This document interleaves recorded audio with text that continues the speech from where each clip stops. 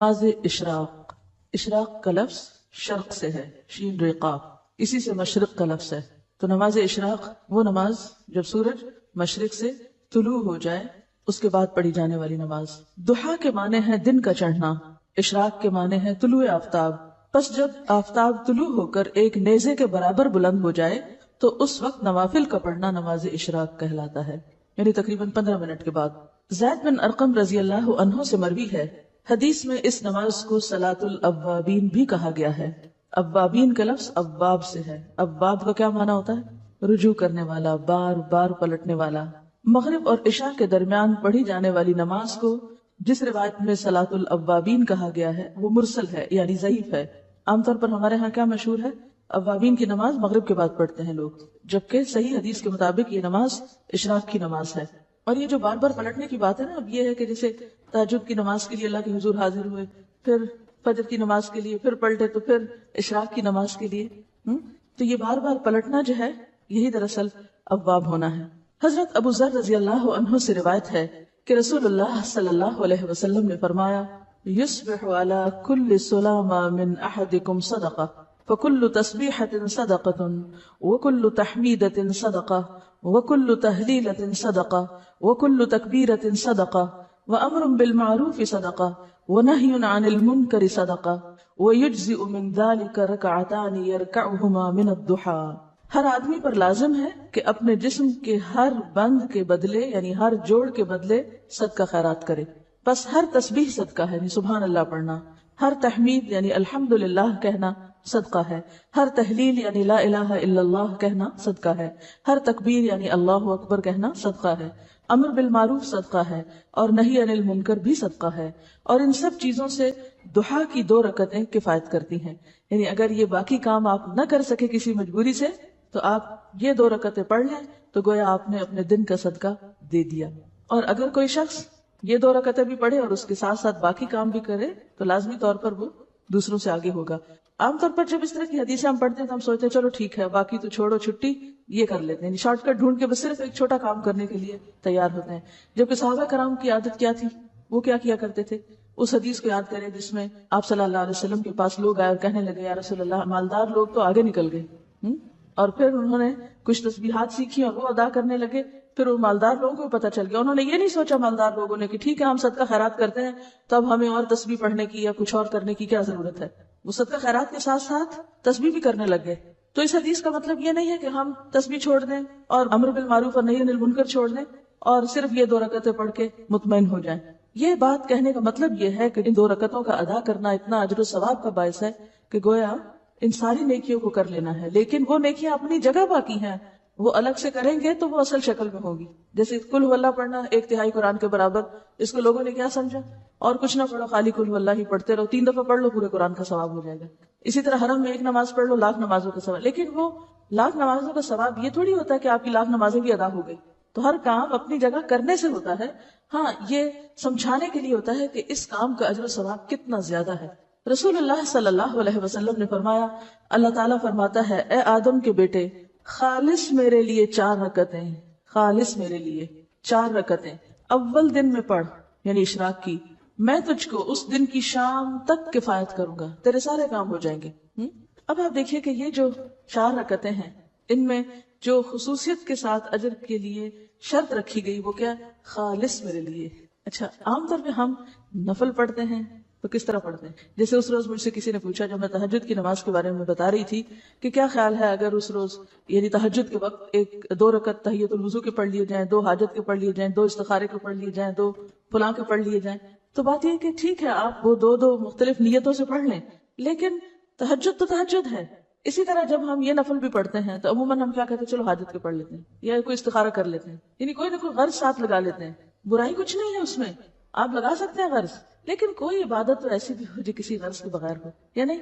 ہاں، اپنی ساری غرضیں اللہ کے سپرد کر دینا اور خالص اس کے ہو جائیں، پھر وہ آپ کی ہر چیز کے لیے کافی ہو جائے گا۔ اصل میں ہمارا ذہن یہ ہوتا ہے کہ جیسے یہ مختلف چیزیں ہمارے ہاتھ میں ہیں نا، ہم یہ کر کے یہ کروائیں اللہ تعالیٰ سے، یہ پڑھ کے یہ کروائیں، اس چیز سے یہ مسئلہ حل کرائیں، لیکن وہ جو ایک مکمل بھروسے کی کیفیت ہے، ایک توکل اور یقین اور ہر غرض سے اوپر اٹھ کے خالص اس کا ہو جانا، اس کا لطف ہی کچھ اور ہے۔ سمجھے کیا؟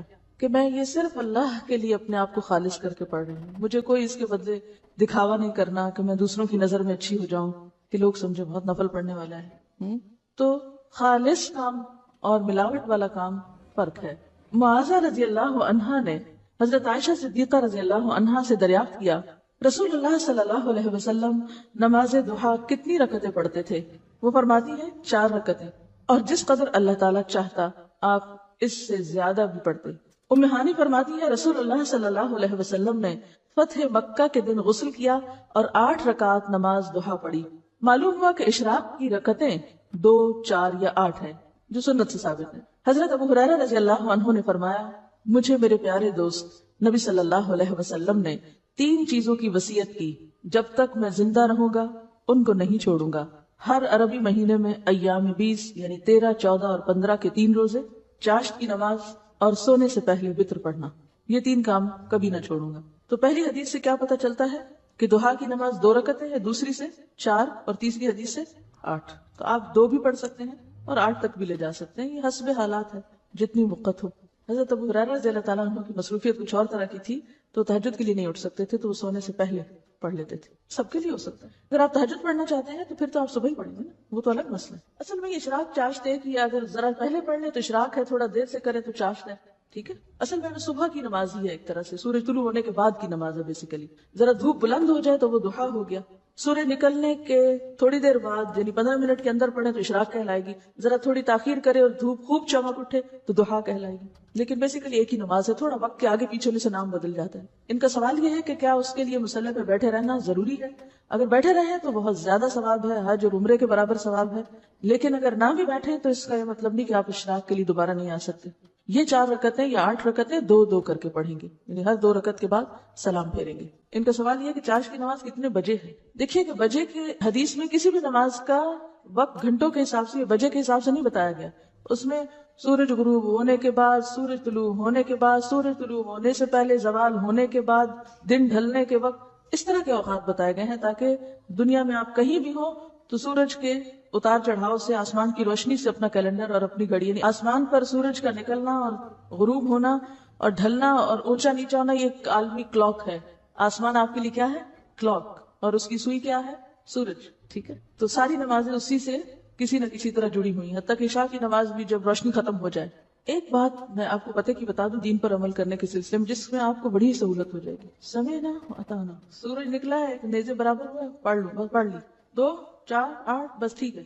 اگر بہت ڈیٹیلز میں جائیں گے، اب اگر اگلا سوال آپ کا یہ ہو کہ صورتیں اس میں کون سی پڑھیں، کتنی طویل ہو، سجدے کتنے ہوں، مشکل میں پڑھتے جائیں گے۔ سمپلی ایک بات سنیں اور اس کو جتنی سمجھ آتی ہے وہ کر لیں، اور انشاءاللہ اس میں خیر ہوگی۔ نماز استخارہ کا بیان، جب کسی کو کوئی جائز امر درپیش ہو اور وہ اس میں متردد ہو، اسے کروں یا نہ کروں، یا جب کسی کام کا ارادہ کرے تو اس موقع پر استخارہ کرنا سنت ہے۔ اس کی صورت یہ ہے کہ 2 رکعت نفل خشوع و خضوع اور حضور قلب سے پڑھے، رکوع و سجود اور قوم و جلسہ بڑے اطمینان سے کرے، پھر فارغ ہو کر یہ دعا پڑھے، اللہم انی استخیرک بعلمک واستقدرک بقدرتک واسألک من فضلک العظیم فإنك تقدر ولا أقدر وتعلم ولا أعلم وأنت علام الغيوب اللهم إن كنت تعلم أن هذا الأمر خير لي في ديني ومعاشي وعاقبة أمري فاقدره لي ويسره لي ثم بارك لي فيه وإن كنت تعلم أن هذا الأمر شر لي في ديني ومعاشي وعاقبة أمري فاصرفه عني واصرفني عنه واقدر لي الخير حيث كان ثم ردني به۔ یا الہی، تحقیق میں اس کام میں تجھ سے تیرے علم کی مدد سے خیر مانگتا ہوں، اور حصول خیر کے لیے تجھ سے تیری قدرت کے ذریعے قدرت مانگتا ہوں، اور میں تجھ سے تیرا فضل عظیم مانگتا ہوں۔ بے شک تو ہر چیز پر قادر ہے اور میں کسی چیز پہ قادر نہیں، تو ہر کام کے انجام کو جانتا ہے اور میں کچھ نہیں جانتا، اور تو تمام غیبوں کا جاننے والا ہے۔ الہی، اگر تو جانتا ہے کہ یہ کام جس کا میں ارادہ رکھتا ہوں میرے لیے میرے دین، میری زندگی اور میرے انجام کار کے لحاظ سے بہتر ہے تو اسے میرے لیے مقدر کر اور آسان کر، پھر اس میں میرے لیے برکت پیدا فرما، اور اگر تیرے علم میں یہ کام میرے لیے میرے دین، میری زندگی اور میرے انجام کار کے لحاظ سے برا ہے تو اس کام کو مجھ سے اور مجھے اس سے پھیر دے، اور میرے لیے بھلائی مہیا کر جہاں کہیں بھی ہو، پھر مجھے اس کے ساتھ راضی کر دے۔ نبی صلی اللہ علیہ وسلم نے فرمایا کہ پھر اپنی حاجت بیان کرو، اس وقت ضرورت بتاؤ کہ کیا چاہیے۔ جب آپ یہ مسنون استخارہ کر کے کوئی کام کریں گے تو اللہ تعالیٰ اپنے فضل سے ضرور اس میں بہتری کی صورت پیدا کرے گا اور برائی سے بچائے گا۔ استخارہ رات یا دن کی جس گھڑی میں بھی آپ چاہیں کر سکتے ہیں سوائے اوقات مکروہہ کے۔ استخارہ کا لفظی معنی ہوتا ہے خیر مانگنا، خیر کی طلب، یعنی اللہ تعالیٰ سے کسی معاملے میں بھلائی چاہنا، بھلائی کی دعا، یعنی ایک طرح سے حاجت کی دعا ہے یہ، ٹھیک ہے، اپنی حاجت اللہ تعالیٰ کے سامنے رکھ کے یہ مانگنا کہ اللہ اگر یہ درست ہے تو آپ اس کو کر دیں، اور اگر یہ درست نہیں کام میرے لیے تو آپ مجھے اس سے پھیر دیں، اور جہاں خیر ہے وہاں مجھے لے جائیں، ٹھیک ہے۔ ایک بات تو یہ ہے۔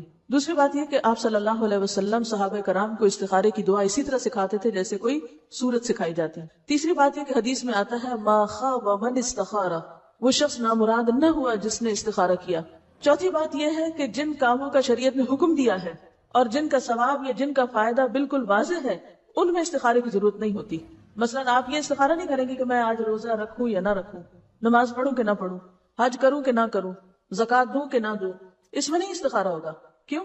استخارہ اس کام میں ہوتا ہے جس میں آپ متردد ہوں، جس کام کا آپ کو حکم مل چکا ہو وہاں استخارہ نہیں کیا جاتا۔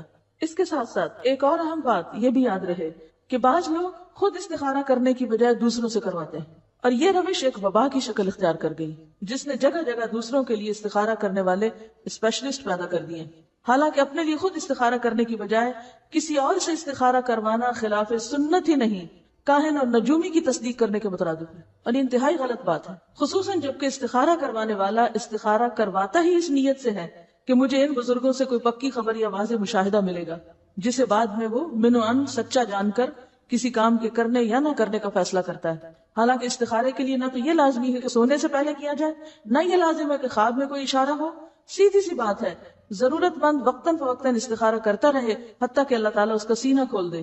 مزید تسلی چاہتا ہے تو کسی اچھے شخص سے مشورہ کر لے، پھر جو کام کرے گا اللہ تعالیٰ اس میں بہتری کی صورت پیدا کر دے گا۔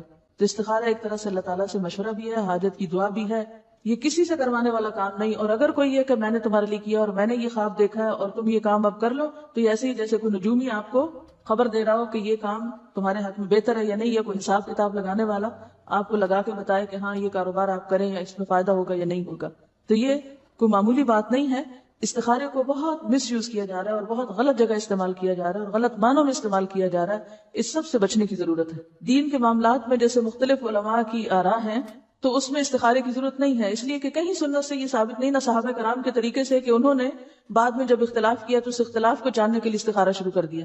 اور یاد رکھیے، اگر ایک بات آپ کے ذہن میں واضح ہو کہ استخارہ غیب کی خبر جاننے کا نام نہیں، استخارہ غیب معلوم کرنے کا نام نہیں، استخارہ غیب کے پردے میں چھپے ہوئے حقائق کو جاننے کا نام نہیں، کہ کوئی شخص یہ سمجھے کہ میں نے استخارہ کیا تو مجھے غیب کی خبر ہو گئی، انتہائی غلط ہے، یہ چیز پھر شرک میں داخل ہو جائے گی۔ کہیں شادی کا ارادہ ہو یا کاروبار کا یا کسی بزنس ڈیل کا یا بڑے سودے کا یا کسی شخص کے ساتھ کوئی معاہدہ کرنے کا، کوئی کانٹریکٹ کرنے کا، تو اس موقع پر ضرور اللہ تعالیٰ سے مشورہ کریں کہ یا اللہ اگر تو یہ میرے لیے بہتر ہے تو ہو جائے۔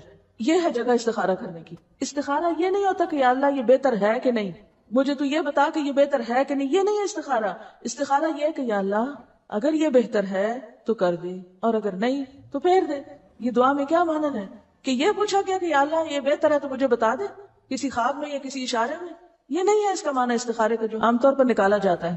یہ کہہ رہے ہیں کہ بعض لوگ کہتے ہیں کہ ہم تو گناہگار ہیں اس لیے ہم یہ نہیں کر سکتے، تو آپ ہمارے لیے کر دیں۔ تو ہماری ایسے گناہگاروں سے درخواست ہے کہ اگر انہوں نے اعتراف کر ہی لیا ہے گناہ کا تو کون سی چیز ان کو توبہ سے روکے ہوئے ہے؟ فوراً توبہ کریں اور فوراً اللہ کے حضور جھک جائیں اور یہ نماز پڑھیں، پہلے توبہ کی پڑھ لیں اور پھر استخارہ کی پڑھ لیں۔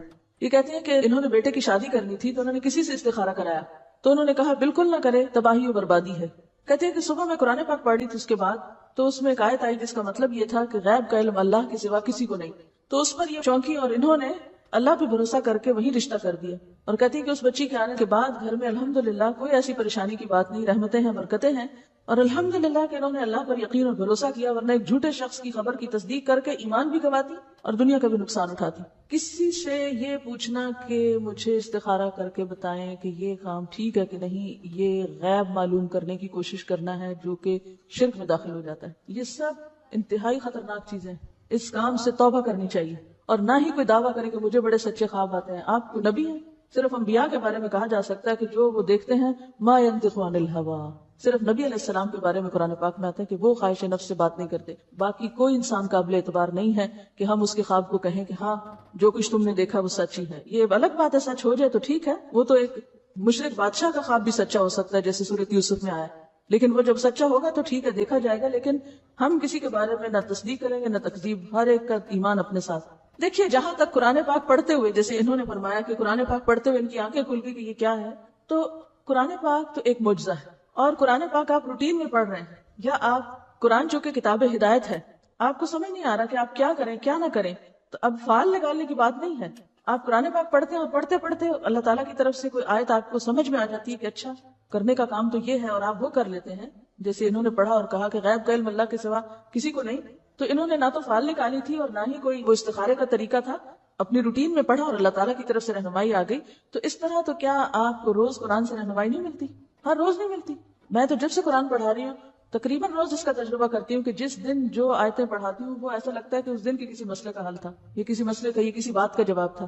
تو یہ تو قرآن کا معجزہ ہے، تو زندہ کتاب ہے نا، چونکہ یہ اللہ کا کلام ہے. کلام یہ جب آپ پڑھتے ہیں نا تو اللہ تعالیٰ آپ سے کلام کر رہا ہوتا ہے. لیکن یہ فال نکالنے کی کتاب نہیں ہے کہ آپ آنکھیں بند کر کے کھولیں اور پھر 10 صفحے پلٹیں اور پھر 10ویں لائن پہ دیکھیں اگر جنت کی آیت ہے تو کام کر لیں، اگر جہنم کی ہے تو کام نہ کریں، اور اگر وہ نہ جنت کی ہو نہ جہنم کی پھر کیا کریں. تو اس طرح کے تو معجزات آپ کو روز قرآن میں نظر آئیں گے کہ آپ کسی بات پہ پریشان ہیں اور جو ہی آپ بیٹھے ہیں اپنا سبق کھولنے کے لیے اور آپ دیکھتے ہیں کہ اچانک آیت اتنی واضح سامنے آ جاتی ہے کہ جو آپ کی رہنمائی کر دیتی، تو وہ رہنمائی ہے، وہ استخارہ نہیں ہے. دعا استخارہ کسی بھی دعا کے موقع پر آپ نماز کے بعد، عام نماز کے بعد، کسی بھی قبولیت کی گھڑی میں، جیسے جمعے کے روز جو قبولیت کے اوقات ہیں، یا روزہ افطار کرنے کے بعد، یا تہجد کے وقت، یا اینی ٹائم آپ یہ دعا مانگ سکتے ہیں. یعنی استخارہ میں بیسیکلی کیا ہے، اگر آپ کی دعا قبول ہو گئی تو اللہ تعالیٰ نے آپ کو خیر کی طرف موڑ دی، اور اگر وہ قبول نہیں ہوئی تو استخارے کے باوجود بھی ہو سکتا ہے کہ آپ، کیونکہ بعض اوقات لوگ کہتے ہیں ہم نے یہ کام استخارہ کر کے کیا تھا لیکن پھر بھی ہمیں پریشانی دیکھنی پڑی. اب ایک اور بات یہاں یاد رکھیے کہ ہم صرف ظاہری علم رکھتے ہیں، ہم ظاہراً پیش آنے والی پریشانیوں کو اپنے لیے مصیبت سمجھ لیتے ہیں، حالانکہ بعض اوقات اسی کے پردے میں خیر چھپی ہوئی ہوتی ہے، اور ہم استخارے کو بلیم کرنا شروع کر دیتے ہیں. کیونکہ تو واضح طور پہ حدیث میں آتا ہے نا کہ ما خاب من استخارہ، وہ ناکام نہ ہوا جس نے استخارہ کیا. اس کا یہ مطلب ہے کہ انجام اچھا ہی ہوگا بہرحال.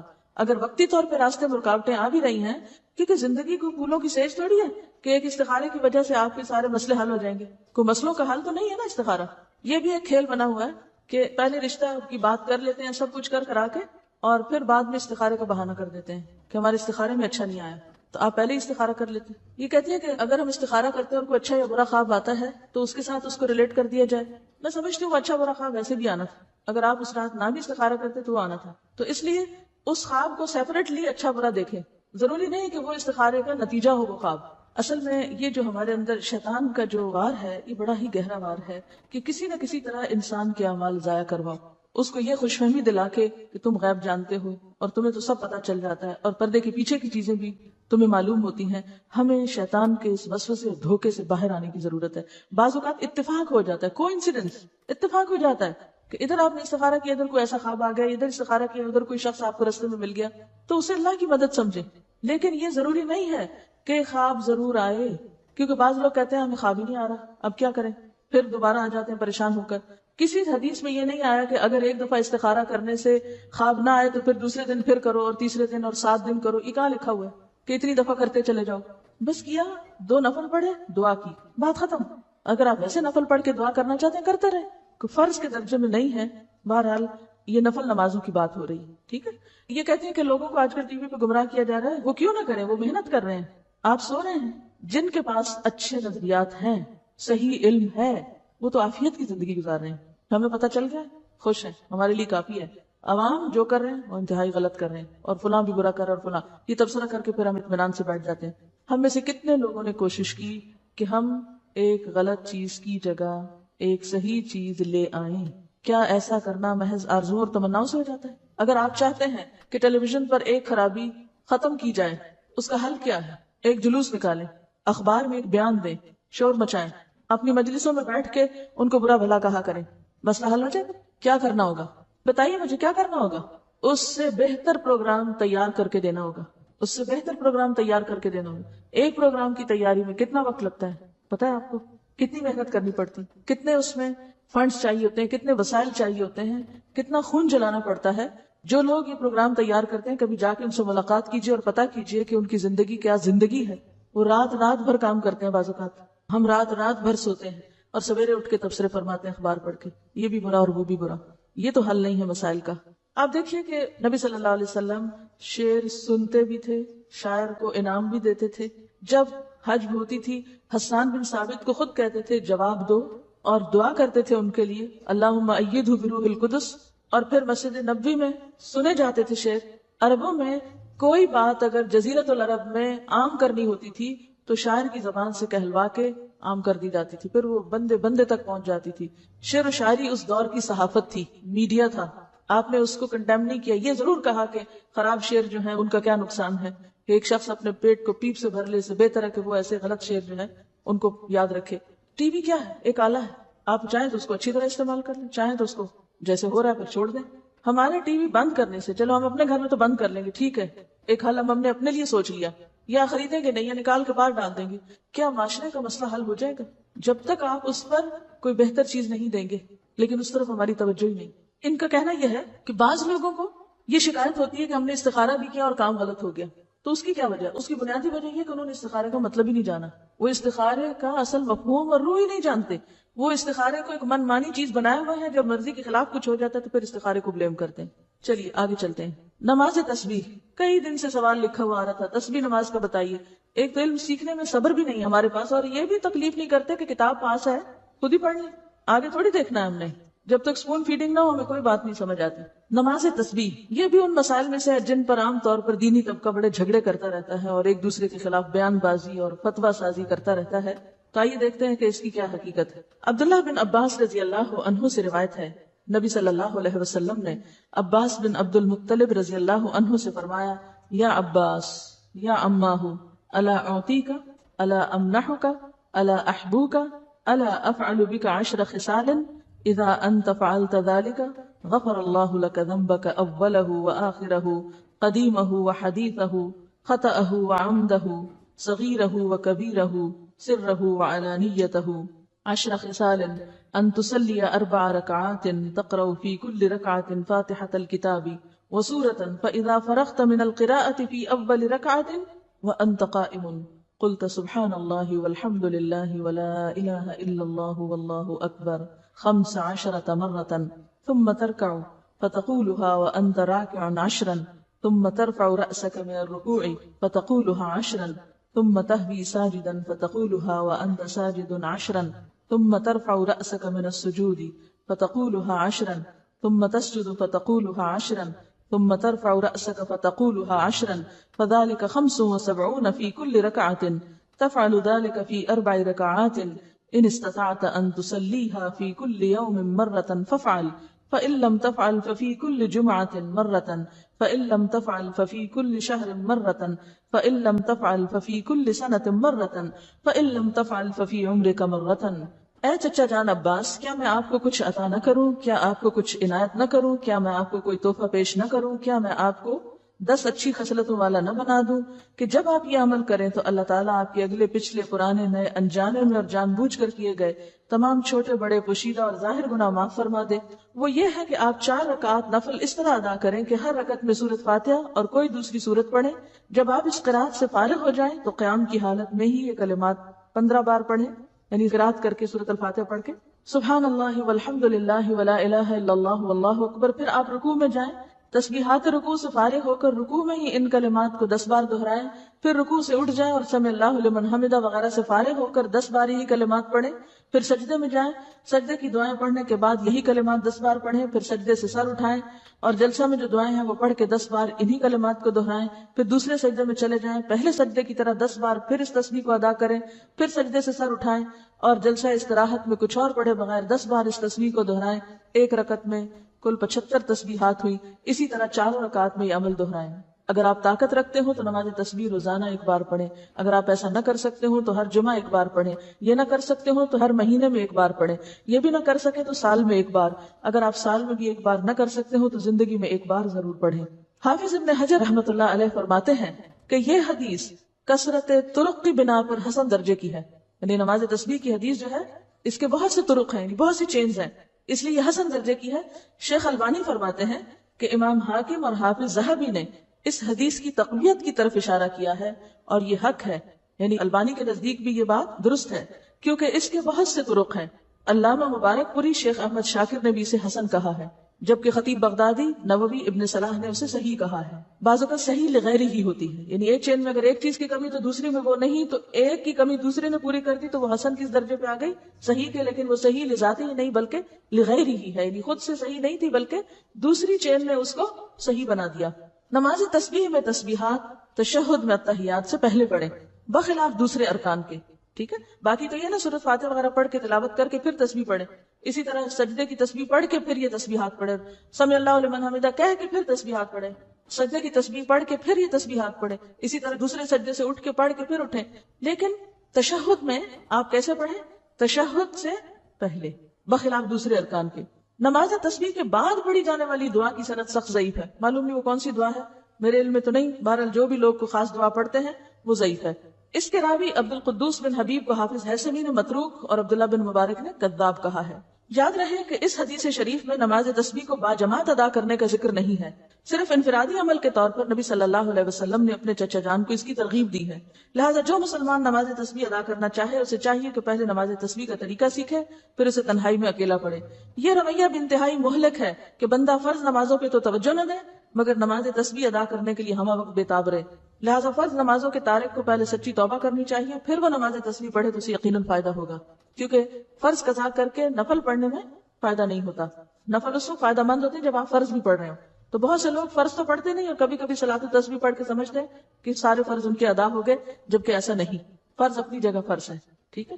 کسی نے مجھ سے اس پہ بات کی کہ آپ کیوں اجازت دیتی ہیں لوگوں کو تسبیح نماز پڑھنے کی، تو اس میں نے ان سے کہا کہ حدیث کے اس طرح روایات یعنی چین موجود ہیں، اور میں نے کچھ میرا خیال ہے 10 12 13 سال پہلے ان روایتوں کو بھی جمع کیا تھا۔ یہ جو ابو داؤد کی روایت ہے نا، تو ابو داؤد کی ایک شرح ہے عون المعبود، تو یہ جو شروحات ہوتی ہے نا حدیث کی کتابیں، جیسے بخاری کی فتح الباری ہے، تو جب آپ کسی حدیث کی شرح وہاں پڑھتے ہیں تو اس میں آپ کو دوسرے طرق بھی مل جاتے ہیں، یعنی آپ کو اور چینز بھی مل جائیں گے کہ یہ حدیث ان الفاظ کے ساتھ فلاں نے روایت کی، اس کے ساتھ فلاں نے کی، فلاں نے کی۔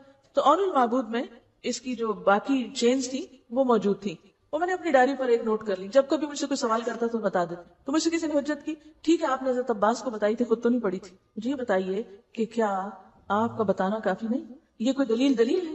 دوسری بات یہ کہ بعض اوقات جماعت سے بھی لوگوں نے پڑھی، اور جن پڑھانے والوں میں میں خود بھی شامل تھی، اگرچہ اب میں اس کو بہت عرصے سے بالکل ترک کر چکی ہوں، کیونکہ افضل یہی ہے کہ جماعت سے چونکہ نہیں پڑھنے کو کہا گیا تو نہ پڑھی جائے، اگرچہ کئی نفل نمازیں جماعت سے بھی پڑھی جاتی ہیں جس میں نماز تراویح بھی ہے اور کچھ اور، لیکن اس کے باوجود کہ جماعت سے اس کا بہت اہتمام کرنا جو ہے ایک نئی بدعت کو رواج دینے کے مترادف ہو جائے، کیونکہ لوگ اس میں پھر خود نہیں گن سکتے، نہیں پڑھ سکتے، تو بعض اوقات وہ آسانی سمجھتے کہ چلو، اور بعض لمبی نماز اکیلے پڑھنے مشکل ہوتی، سب کے ساتھ مل کے پڑھنے، تو اس کے لیے بھی جس کو سامنے رکھ کے میں عمل کرتی تھی وہ یہ کہ نفل نماز چونکہ جماعت سے پڑھی گئی ہے اور یہ بھی ایک نفل نماز ہے تو کوئی حرج نہیں اگر کوئی جماعت سے بھی پڑھ رہا ہے، لیکن پھر بھی بہتر یہی ہے کہ آپ الگ پڑھیں، اور کم از کم مجھ جیسے لوگ اس چیز کو اتنی ہوا نہ دیں۔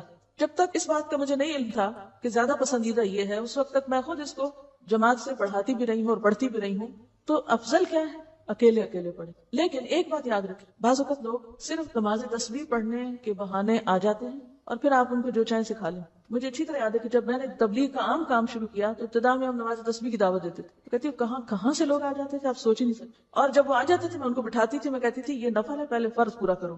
وہ کہتے تھے کیا؟ ہم کہتے تھے علم حاصل کرنا فرض ہے، پہلے درس کریں گے پھر تسبیح پڑھیں گے، اور اس طرح الحمدللہ اس علم کے شوق میں پھر بہت سی اچھی باتیں انہیں سکھائیں، کرتے کرتے لوگ نماز تسبیح تو بھول گئی اور درس یاد ہو گئے، سیکھنے سکھانے کا سلسلہ۔